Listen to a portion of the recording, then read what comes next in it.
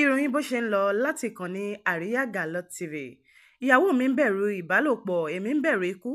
Ó sì ṣeéṣe kí ilé mi dàrú. Àyípadà ti bá ìgbé ayé Mike Elvis Tuzbera, ẹni tí ó ní àrùn HIV lórílẹ̀‐èdè Uganda látìgbà tí ààrẹ Donald Trump ti kéde ìdádúró ìrànwọ́ fún àwọn tó lárùn náà nípasẹ̀ àjọ USAID.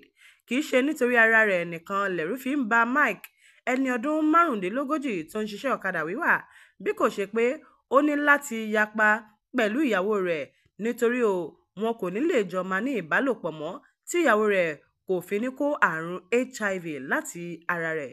Ìyàwó Mike kò kó àrùn HIV, ṣùgbọ́n ó máa ń lo oògùn kan tí wọ́n pe orúkọ rẹ̀ ní PrEP tí kò ní jẹ́ kó ní àrùn HIV náà, tí ò ní jẹ́ kó ràn án o. Mike sọ fáwọn akọ̀ròyìn pé ìgbéyàwó òun yóò túká nítorí pé ìyàwó òun kò ní dúró mọ́ láì rí oògùn tó ń dáàbò bò ó lọ́wọ́ àrùn HIV. Èyí túmọ̀ sí pé ìgbéyàwó òun yóò túká nítorí kò sí rọ́bà ìdáàbòbò mọ́, kò sì sí oògùn PrEP tí ìyàwó òun lè lò tí kò ní jẹ́ kó kó àrùn HIV. Kò sì ṣeé ṣe kí a wà papọ̀ gẹ́gẹ́ bí lọ́kọláya láì ní ìbálòpọ̀. Mo máa di àpọ́n padà ní báyìí o, Mike ló sọ bẹ́ẹ̀. Tó kí ń dùn kó pọ̀. A ní ìjù báyìí lọ ní abala ìròyìn bó ṣe ń lọ láti ìkànnì Àríyá Gàlọ́ TV. Ẹ máa yáṣẹ́ o.